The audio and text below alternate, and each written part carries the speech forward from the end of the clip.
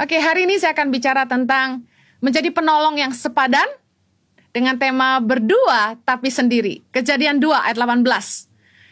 Tuhan Allah berfirman, tidak baik kalau manusia itu seorang diri saja. Aku akan menjadikan penolong baginya yang sepadan dengan dia. Lalu Tuhan Allah membentuk dari tanah segala binatang hutan, segala burung di udara, dibawanyalah semuanya kepada manusia itu untuk melihat bagaimana ia menamainya, dan seperti nama yang diberikan manusia itu kepada tiap-tiap makhluk yang hidup, demikianlah nanti nama makhluk itu. Ayat 20, manusia itu memberi nama kepada segala ternak, kepada burung-burung di udara, dan kepada segala binatang hutan, tetapi baginya sendiri ia tidak menjumpai penolong yang sepadan dengan dia. Ayat ke-21, lalu Tuhan Allah membuat manusia itu tidur nyenyak. Ketika ia tidur, Tuhan Allah mengambil salah satu rusuk daripadanya, lalu menutup tempat itu dengan daging. Ayat 22, dan dari rusuk yang diambil Tuhan Allah dari manusia itu, dibangunnyalah seorang perempuan. Lalu dibawanya kepada manusia itu. Ayat 23 sama-sama. Lalu berkatalah manusia itu, inilah dia, tulang dari tulangku dan daging dari dagingku. Ia akan dinamai perempuan sebab ia diambil dari laki-laki. Alasan Tuhan menciptakan seorang penolong bagi laki-laki, yaitu perempuan, karena Tuhan melihat di Kejadian 2 ayat 18, tidak baik kalau manusia itu seorang diri saja. Nah, tujuan Tuhan memberikan penolong, yaitu perempuan kepada laki-laki, yaitu supaya laki-laki itu tidak sendirian, katakan amin. Warning nih buat para istri. Ternyata Tuhan melihat tidak baik laki-laki itu sendiri. Suami tidak boleh dibiarkan sendirian. Bisa bahaya. Namun pada kenyataannya banyak pernikahan yang jalan masing-masing. Nggak sehati, nggak sevisi, nggak saling ngerti. Dulu kayak saya kalau bertengkar sama suami, dulu loh ya. Kalau bertengkar sama suami itu bahasa ini yang keluar. Udah, kita jalan masing-masing aja. Apakah ada yang begitu juga sama kayak saya? Angkat tangan. Berdua tapi sendiri. Menikah tapi nggak bersama. Suami istri jalan masing-masing. Tidak sevisi, beda nilai, beda tujuan, beda komunitas, nggak saling kenal temannya ya. Beda dunia bahkan ya. Masing-masing punya dunianya sendiri. Di dalam pernikahan seringkali kita ngalami kehilangan kebersamaan. Waktu masih pacaran nempel terus katanya seperti perangko sama amplop. Gak pernah lepas, berdua terus waktu pacaran. Tapi setelah menikah herannya banyak pasangan mulai kehilangan kebersamaan. Masing-masing jalan sendiri-sendiri. Istri membesarkan anak sendiri, ya. Kalau ada pertemuan orang tua murid, istri datang sendiri karena suami harus kerja kan, ya kan. Kemudian merasa berjuang sendiri membesarkan anak-anak sendiri. Pasti Anda mengerti maksud saya. Kalau dalam rumah tangga itu ada yang suami istri bahkan ngurus diri masing-masing. Wah, dulu saya pernah punya teman. Dia sama suaminya itu bagi tugas. Jadi kamar mandi mereka tuh pisah. Nah, kamar mandi yang dipakai suaminya harus dicuci sama suaminya. Kamar mandi dia buat dia sendiri, dia yang cuci. Mereka ngurus hidup masing-masing, ya. Bahkan ada yang tidur masing-masing, ya, nggak tidur bareng gitu. Pisah ranjang, kamarnya pisah. Gak tau lah alasannya apa ya. Kebanyakan nih kalau sudah nikah punya anak, mama tidur sama anak, papa tidur sendiri. Biasanya kalau mau bertugas cari tempat lain gitu ya, habis itu tidur masing-masing ya. Kemudian makan sendiri-sendiri gitu. Gak ada jam makan bersama keluarga gitu ya. Apalagi kalau suami kerja gitu kan, pulang suka larut malam, istri udah makan sendirian. Yang ngalami seperti saya, suaminya pelayanan, wah udah pasti malam minggu jomblo ke gereja sendiri, bawa anak sendiri. Waduh, saya dulu waktu 2 tahun nggak pelayanan gitu ya, ngurusin Chloe Zoe waktu masih kecil. Itu kalau ketemu temen di gereja suka digodain. Jomblo nih ye gitu. Bawa nenteng anak 2 gereja sendirian karena suamiku sibuk keliling khotbah gitu kan. Well, banyak orang yang menikah ngerasa kesepiannya lebih parah daripada jomblo. Ada amin ibu-ibu? Jangan amin, semoga malam ini ada pemulihan. Baru amin ya. Pertanyaan saya, buat apa menikah kalau maunya jalan masing-masing? Iya Bu Heni, tau gitu gue gak kawin aja. Baru nyesel belakangan, anak udah 3, haleluya.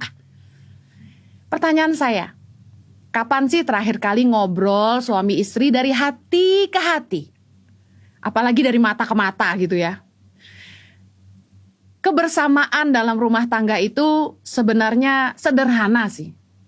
Punya waktu setiap hari untuk ngobrol dari hati ke hati.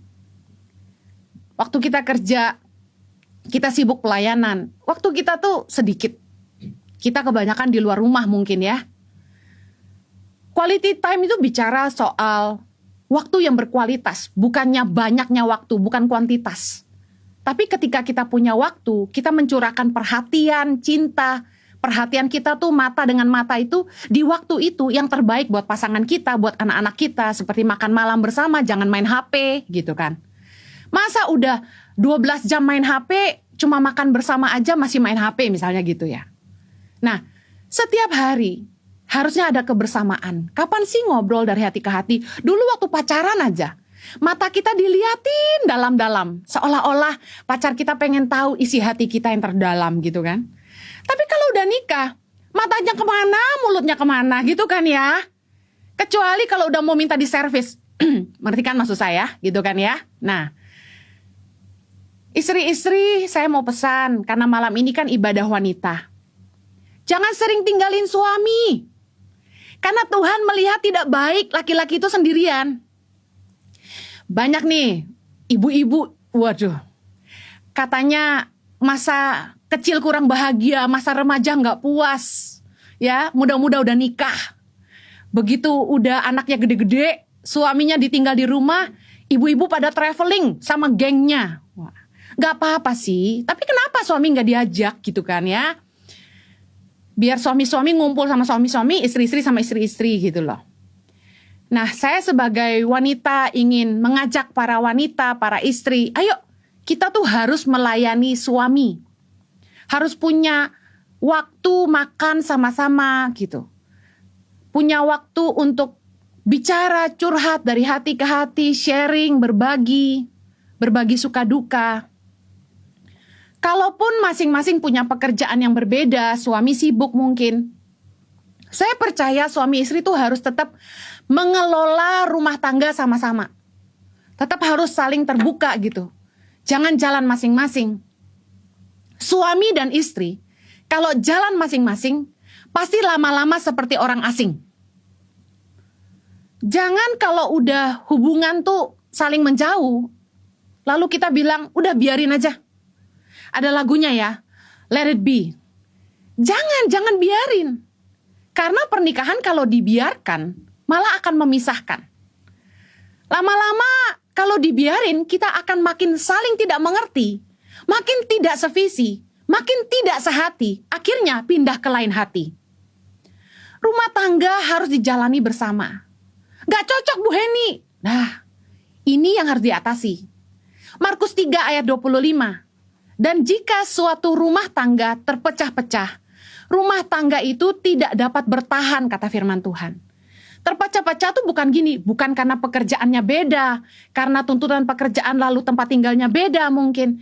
Tapi terpecah-pecah ini gini, tidak lagi sehati, nggak lagi sevisi, nggak lagi saling ngerti. Pekerjaan boleh beda, tapi rumah tangga harus jalan bersama-sama. Saya mau share bagaimana menjadi penolong yang sepadan bagi suami kita. Karena malam ini ibadah wanita, saya bicara buat para wanita. Bagaimana kita melakukan bagian kita. Mungkin Anda mau curhat malam ini bilang gini, tapi suami saya begini, tapi suami saya segini. Saya pengen bicara sama yang wanita. Perempuan, bagaimana kita bisa jadi penolong yang sepadan. Supaya rumah tangga kita tidak terpecah-pecah. Yang pertama, kita harus sehati sama pasangan kita.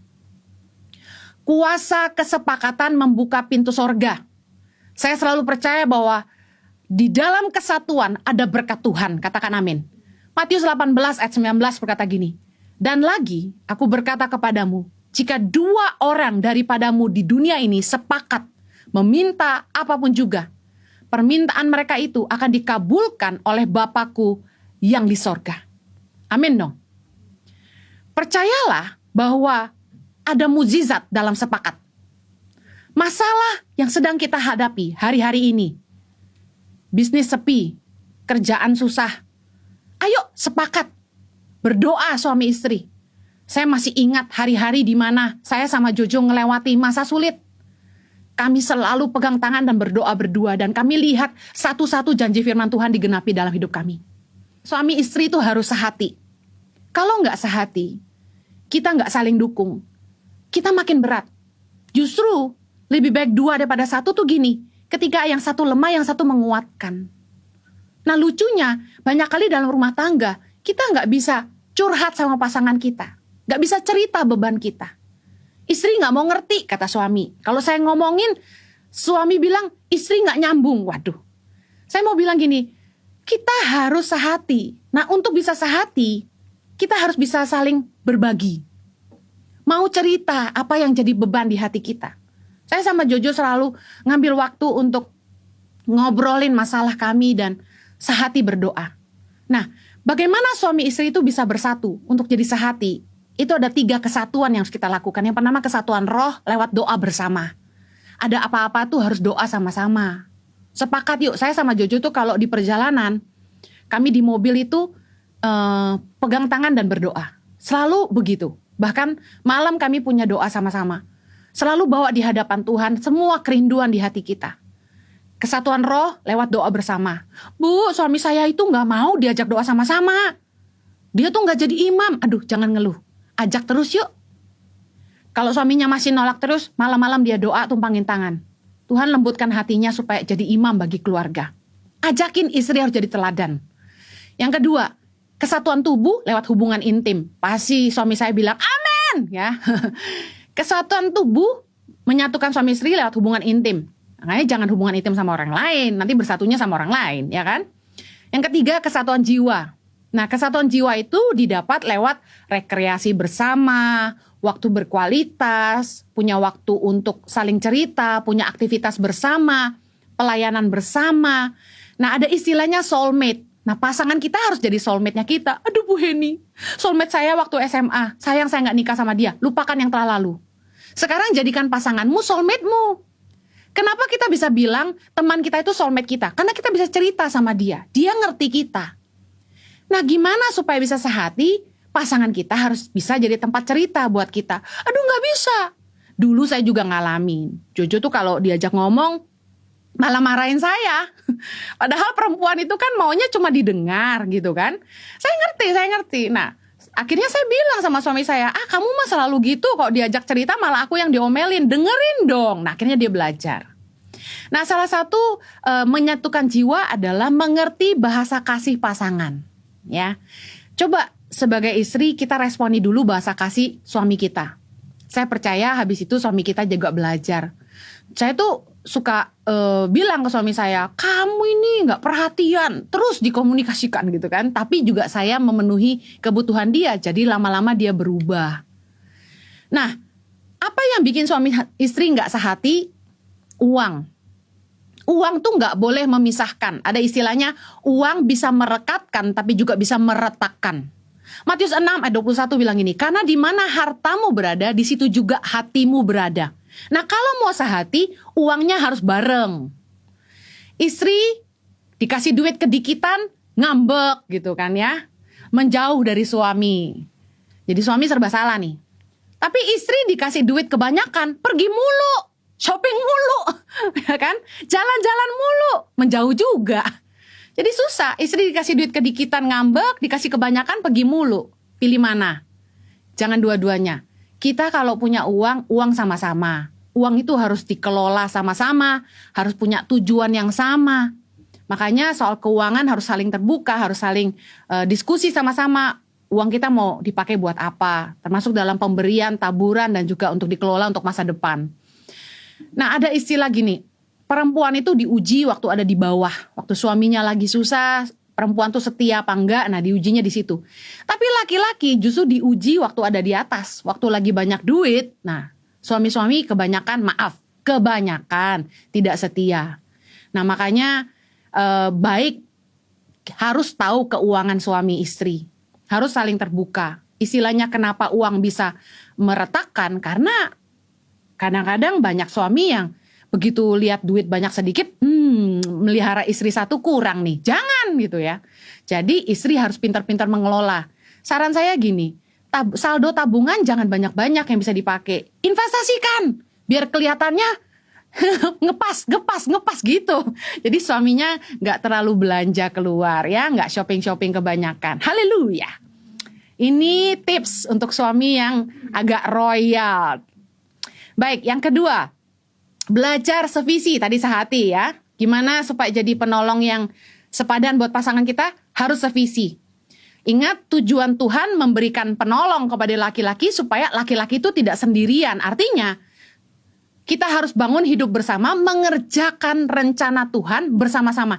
Saya percaya bahwa visi atau panggilan Tuhan dalam hidup kita suami istri tidak mungkin memisahkan apa yang dia persatukan.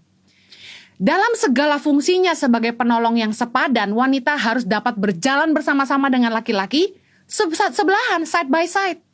Mengerjakan rencana Tuhan dalam hidup mereka berdua. Nah, saya dan suami bersyukur kalau kami punya visi yang sama, tapi dengan sudut pandang yang berbeda. Sehingga Tuhan mengizinkan kami saling melengkapi. Sevisi itu bukan tentang punya pekerjaan yang sama ya, karena mungkin suami istri ada yang kerjanya beda. Kebetulan aja saya sama suami pekerjaannya sama gitu.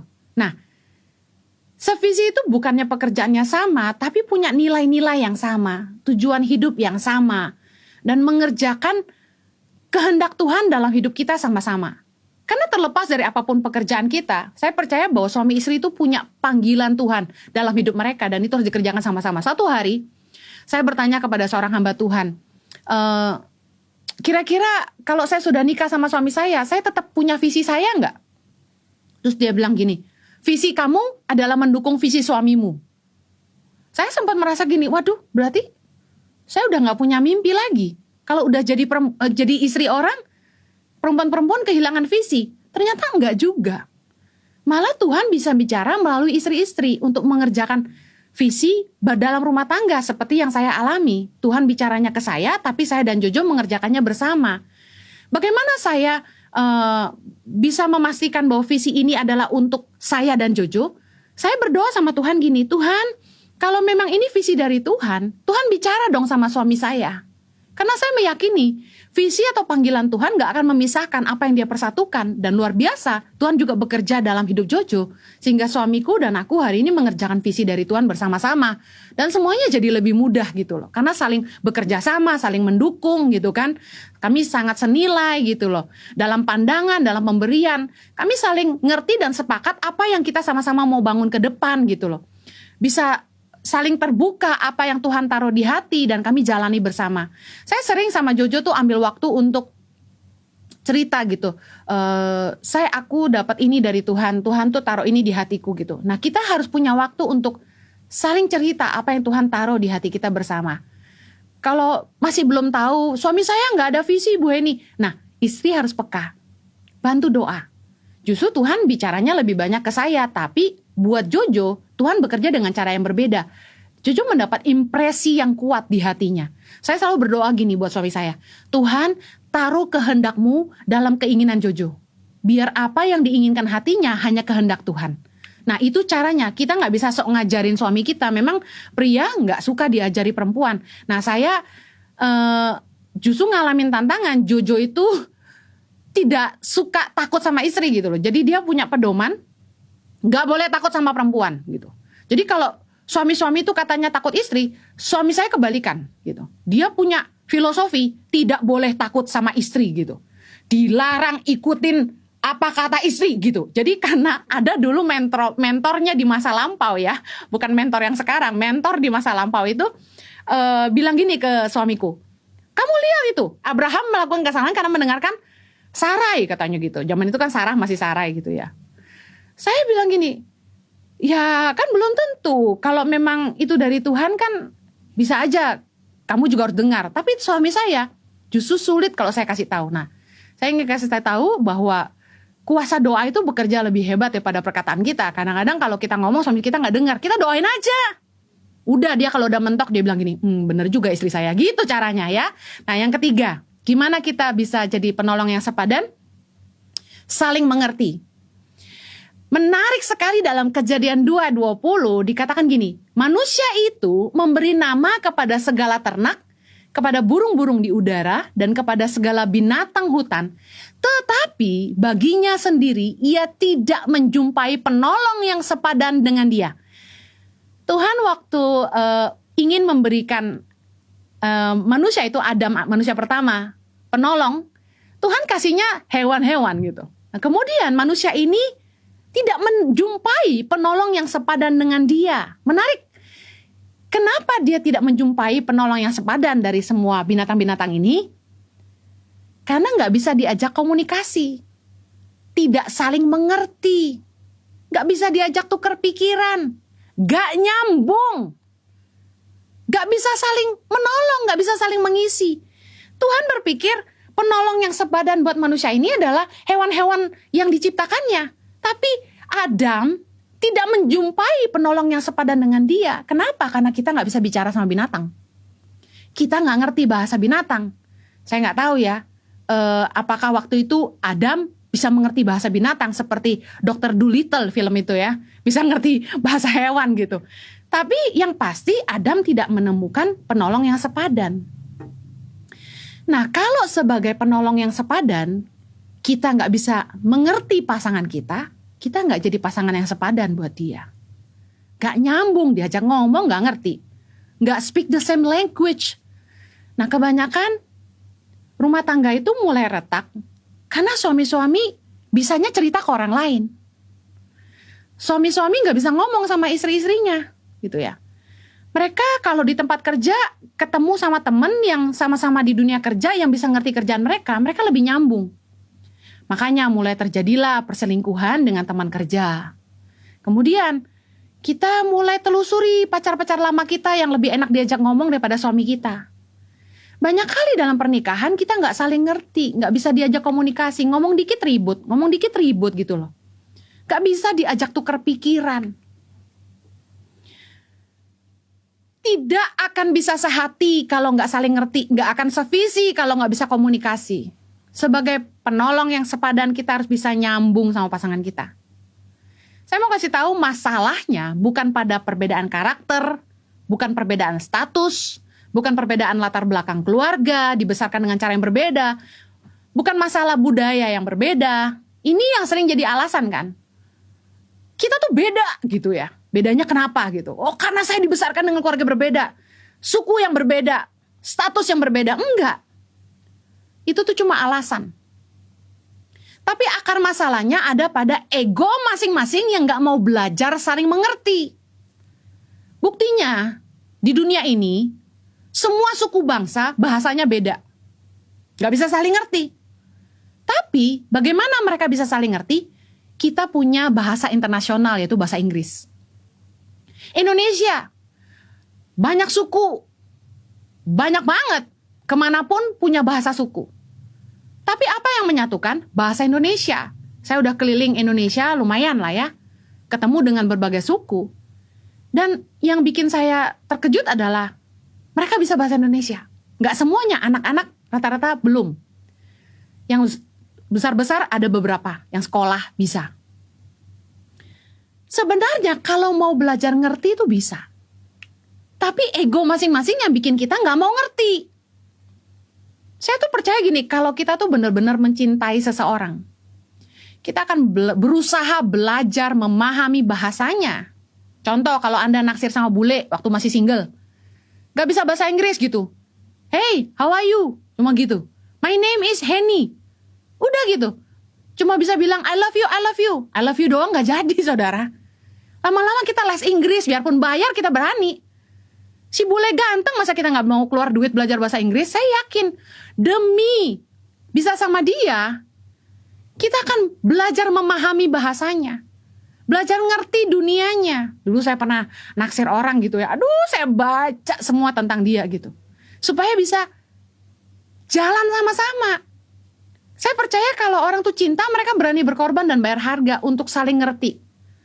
Tapi seringkali dalam pernikahan, ego kita masing-masing tuh yang mengedepankan keinginan, mimpi kita lebih penting daripada pasangan kita.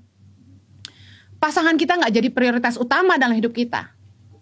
Bahkan yang lebih gawat gini, kadang-kadang dalam kehidupan, setelah menikah, nggak ada pasangan kita jadi nggak penting. Ini udah bahaya. Seolah menikah itu cuma buat status doang, demi punya keturunan karena usia sudah ada gitu ya, terdesak usia. Nah lebih parah tuh orang nikah karena kekayaan. Nah saya mau bilang, kita harus coba berusaha ngerti pasangan kita. Kalau nggak ngerti, rumah tangga tuh nggak bisa bertahan. Saya sama Jojo dibesarkan dengan latar belakang yang sangat-sangat berbeda, dengan karakter yang sangat-sangat berbeda. Ibaratnya misalnya dia bulan, saya bintang gitu ya. Betul-betul beda gitu. Saya tuh sama Jojo tuh bener-bener kayaknya dari planet yang berbeda gitu. Tapi bagaimana kami bisa sehati? Saya berusaha mengerti dunia suamiku gitu. Berusaha ngerti gitu. Dulu suka jengkel gitu. Ini orang gitu ya, kok dia tuh gak family man gitu. Sedangkan saya tuh family person banget gitu.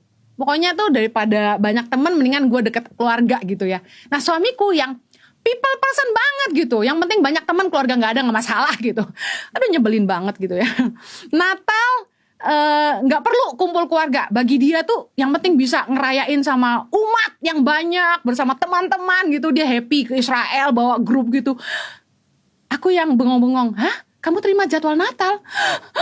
Gitu ya, udah mau asma gitu. Nah kemudian anniversary pernikahan gitu kan. Aku kan berharapnya apa kayak surprise gitu, kayak berdua kayak. Enggak gitu. Dia ada pelayanan kemana gitu. Terus dia bilang gini, kamu ikut yuk. Enggak lah, saya bilang, anniversary nemenin lu pelayanan. Mana hotel tergantung gereja lagi. Ya kan, kemurahan hati gereja yang mengundang. Anniversary mah gue pengen yang gimana gitu kan. Nah kami, aduh beda banget deh, susah dijelaskan. Saya juga parah gitu kan. Mungkin Jojo berharapnya punya istri yang lemah lembut, penurut, putih, imut-imut. Yang ini enggak gitu loh. Nah, kami bener-bener kayak dunia yang berbeda. Percayalah kalau kalian ngerti rumah tangga kami, oh ya ampun gitu kan.